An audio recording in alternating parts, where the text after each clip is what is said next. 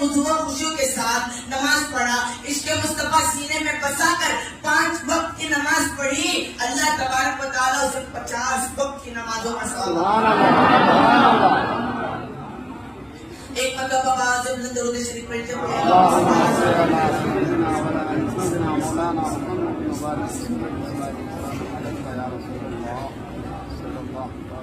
سرکار دو عالم صلی اللہ تعالیٰ علیہ وسلم ارشاد فرماتے ہیں،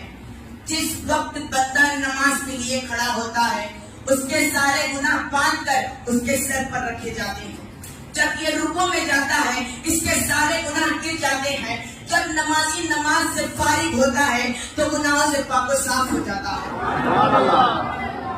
آج ہم اپنے معاشرے کا جائزہ لیں، اپنے گھر کا جائزہ لیں، بے شمار لوگ نماز سے غفلت کر رہے ہیں۔ آج مسلمان اس بات کی طرف ذرا بھی توجہ نہیں دیتا کہ نماز پڑھنا ہے، بلکہ قرآن و حدیث میں نماز